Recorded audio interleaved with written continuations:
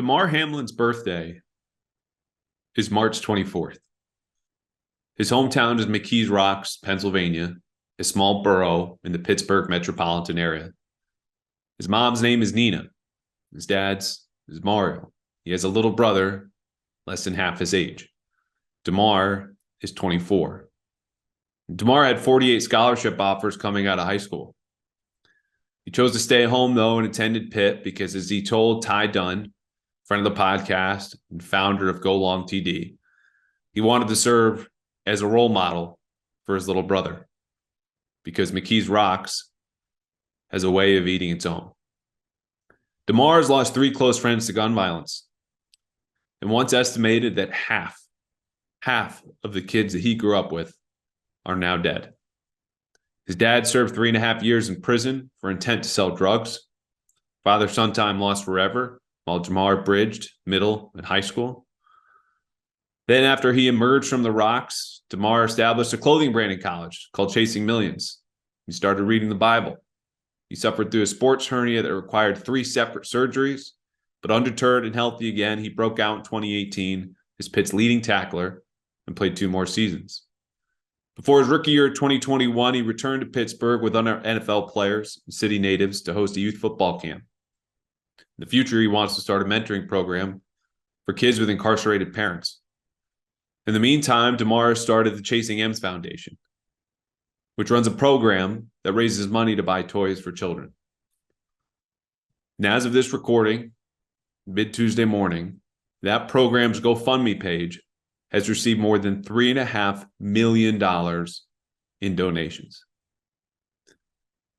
And I say all of this to remember that as Damar has chosen to live his life, and as his teammates and coaches chose to act last night in Damar's most trying moment, we must always put our humanity before our work, before football. Because Damar is a 24-year-old man before he is an NFL football player. He is a son and a brother. He was always a caring and invested member of his community before he became one of thousands of pawns for the NFL to push slogans like football is family and notions like it gives a greater damn about player safety than its bottom dollar. To wit, last night, Damar's heart stopped after he took a hit in the Bills game at Cincinnati. He needed CPR and oxygen on the field, and his heartbeat, according to the team, was restored again. And let me say that one more time. His heartbeat was restored, brought back, literally started again on the field by medical personnel. The league considered playing again, but after a few minutes, Bills coaches Sean McDermott and Bengals coach Zach Taylor walked their teams off the field. Then more than an hour after Damar's heart stopped, Roger Goodell announced the game was over, a decision those players and coaches had already made for him. Meanwhile, Damar was transferred to the University of Cincinnati's Medical Center for testing and treatment. According to his marketing rep and friend, Jordan Rooney, at 10:31 p.m., Damar's vitals returned to normal. As of 1:48 this morning, Damar was sedated and listed in critical condition per the Bills. For what I've gathered as a non-expert, reading the words of medical professionals, it will take days, maybe a week, for us to fully learn about Damar's recovery. The process is delicate and slow, and it should go without saying, should health before football, health before wealth, health before basically everything. And for that reason, it's hard to speak about football today. If you want to learn about the Patriots' season-saving win against the Dolphins, you can read my breakdown at thebostonherald.com. It has every stat you could want, gifts, trends, whatever. We might hit out game balls and do the What Would NFL Film segment later this week, maybe next week. I don't know. What I'm going to do shortly is answer a select number of mailbag questions for the folks who ask them on Twitter, people who I know listen to this podcast regularly. And I want to thank them for their time. But first, if you are so inclined, please say a prayer for Damar. If not, please take a minute at least to reflect on the cost of this game, as I have, and the heroics of those medical professionals who brought Damar back to life. Or at the bare minimum, continue listening to this quote Damar gave our friend Ty in a story 2 summers ago. The way I grew up teaches you to cherish everybody, Damar says, because you never know who you'll lose. You could lose anybody. Everybody I talk to, I say I love you. And that's neighborhood tradition. Let's take a break. All right, so about 5 weeks ago, in the dog days of the regular season, we all know it's been a long year for the Patriots. I was looking around for a new supplement. I wanted something to give me more energy, help with the immune system with the flu and COVID coming back around. And I got to tell you, I found it. And I am so happy that they are now a new sponsor of Pat's Interference. It's AG1. AG1, what is this stuff? Well, it is one delicious scoop of 75 high-quality vitamins, minerals, whole food sourced ingredients, probiotics, and adaptogens. It's new. I just learned about them. Very important. They all help you start your day right. And this special blend supports your gut health, your nervous system, your immune system, energy, recovery, focus, and aging, everything. It's lifestyle friendly, whether you're keto, paleo, vegan, or if you're dairy-free or gluten-free. It contains less than 1 gram of sugar, no GMOs, no nasty chemicals you'll find in other supplements, and it supports better sleep quality and recovery, which is very important. We've had a lot of night games, folks. Perhaps best of all, in addition to all that good stuff, it costs you less than your regular cup of coffee, less than $3 a day. It's cheaper than getting coffee or any of the other supplements you might find on the shelf and have to combine them. It's just one scoop with everything you need. Plus, you know Athletic Greens is trusted because it has over 7,000, that's 7,000 five-star reviews online, recommended by professional athletes and leading health experts. So right now, it is time for you to reclaim your health and arm your immune system with convenient daily nutrition. Just one scoop in a cup of water, or for me, a smoothie per day. That's it. No need for a million different pills and supplements to look out for your health. And to make it easy, Athletic Greens is going to give you a free 1-year supply of immune-supporting vitamin D and 5 free travel packs with your first purchase. All you have to do is visit athleticgreens.com/garden. Again, that is athleticgreens.com/garden to take ownership over your health and pick up the ultimate daily nutritional insurance. Okay, time for mailbag. Before we get to that, the Patriots had scheduled 4 coaches to speak today. I wanted to give you an update that they are no longer speaking. Obviously, as I mentioned, everything right now is secondary to Damar's health. So those coaches, Gerard Mayo, Cam McCord, Ross Douglas, surely would have had nothing more to say. Patriots understandably canceled. Goodbye me. What happens next? I don't know. The Patriots aren't sure if they're going to play Sunday at Buffalo. Again, frankly, a lot of this doesn't matter. But that's where we stand as of right now. What happens Wednesday? I don't know. Bill Belichick is scheduled for a weekly press conference. Traditionally, we go in the locker room. We check in on practice, all your usual updates. But for all the talk about the playoffs and the Patriots' biggest game of the season, that's just going to be tabled. What I have for you here are 3 questions. So, or excuse me, 4. We'll get to the first one. We'll start in a humorous note. Noel on Twitter asked what brand of t-shirt I was wearing representing the Good Guy Media Award to Jacoby Myers, who won, I think, before the Bengals game. We presented, if you missed it. I looked like I had just come from the gym in my big brother's big t-shirt. Official answer is that brand was Target. It was a white V-neck under, I think, either a bomber jacket or I had my pea coat on. Decided to go no jacket. Shirt's a little big. And lo and behold, I look like trash. But Jacoby, well-deserved. And it's not just, hey, you're nice to the media. The award is for professionalism and class and your availability, because not many people know the media policy is every player needs to be available once during the week and then after the game, barring injury. And Jacoby goes above and beyond this, and it's not because he's someone who seeks the spotlight, as we've documented here in this podcast. Jacoby is someone who aspires to be a professional plan B. He just wants to be a security blanket, not a flashy receiver, just guy who you can count on third down. And so, Jacoby would do large scrums that you see everyone kind of packed in around a player sometimes during these interviews when you see him on the local news, and it's like 10 different TV cameras and reporters holding their recorders up and over those cameras and trying to get a glimpse. And he would do those, and then 3 people, often yours truly included, would go, but hey, you got 2 more minutes? Yep. Hey, you got 5 more? Yeah. I got 1 more if you don't mind. Not a problem. Like the most easygoing, I don't want to say normal, like these guys aren't strange, but as far as relatable, down to earth guy.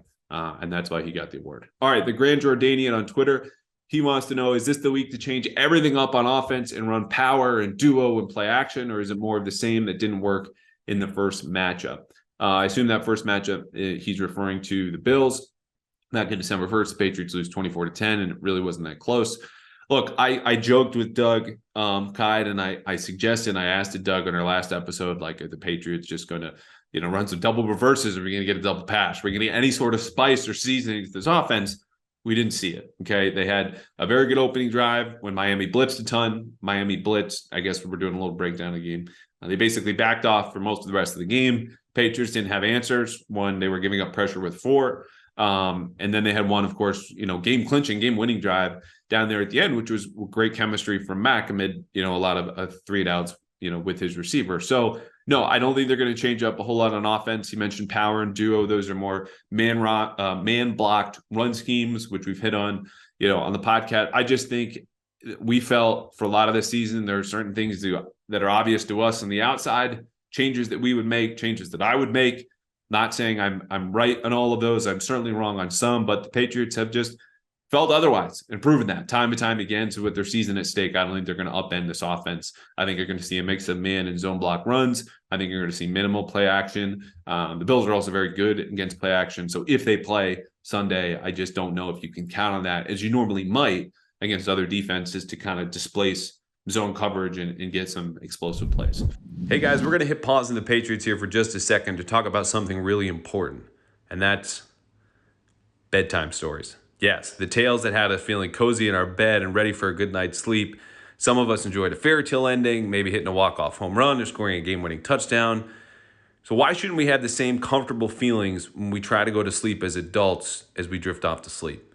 Because the Calm app's immersive sleep stories make falling into relaxed and restorative slumber a breeze, bringing you back to the well-rested nights of childhood and hitting those homers and scoring those touchdowns.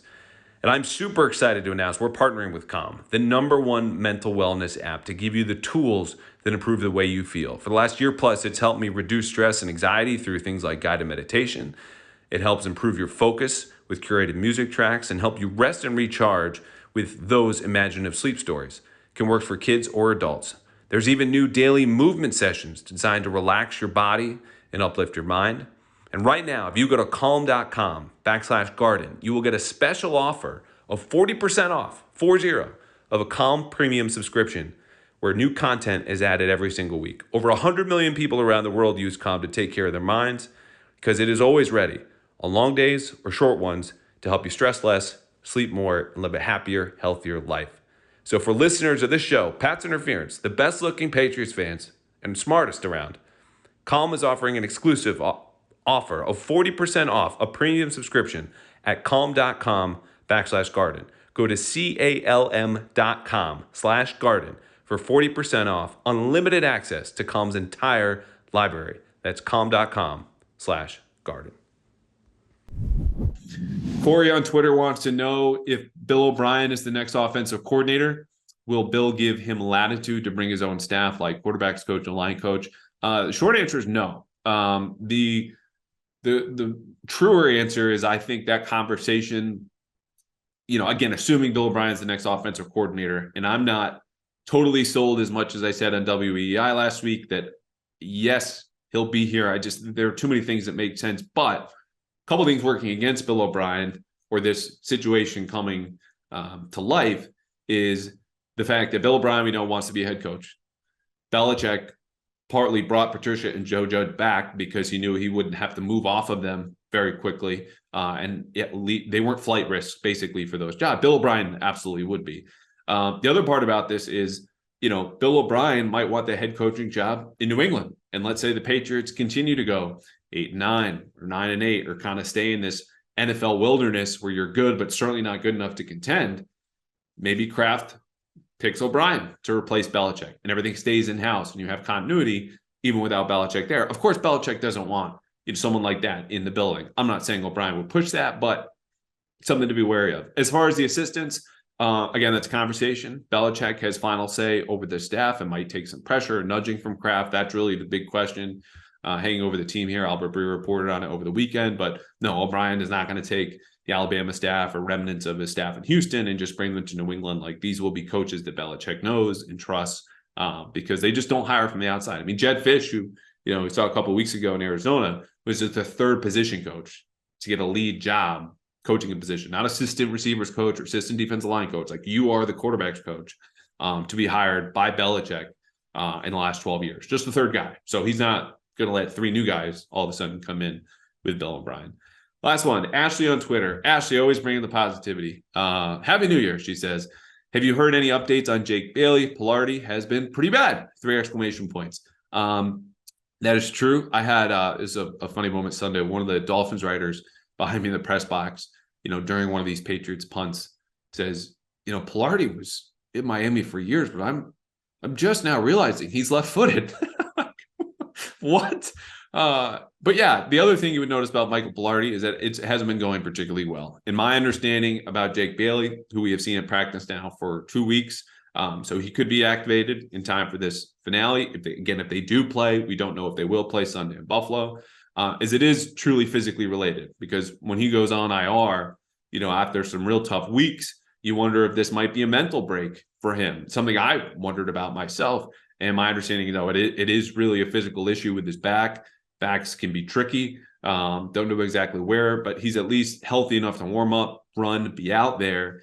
Beyond that, he might be, super limited, because they don't need to list him on the injury report like the rest of the players who were limited because he's still on injured reserve. So he needs to either come off the clock this week, or if they do make the playoffs, he would be unavailable. It's a 21-day clock, not a 3-game clock. I suppose they could pick him up early next week, but that's the deal on Jake Bailey. So thank you for listening. A belated Happy New Year to all of you. Again, please obviously keep Damar in your thoughts, in your prayers. And look, it took me a while to write out the beginning there, so I meant every word, and I will just leave it to that. So we will be back later this week. What kind of episode, I don't know. The expectation is we'll have Ted Johnson back. We have not had Ted Johnson on since early October. He has seen Avatar 2, which is a big deal for Ted Johnson, world's biggest Avatar fan. I texted him after. I think he gave it was 5 out of 5, I think, for the visual effects, 4 out of 5 for something else. I don't want to spoil anything else. We're going to get Ted's Avatar review, a couple more fun questions with him like we used to do in the offseason, and then get to perhaps a game or perhaps start of playoffs, or who knows. But all the best for me, to you, and yours. Stay healthy and be well out there.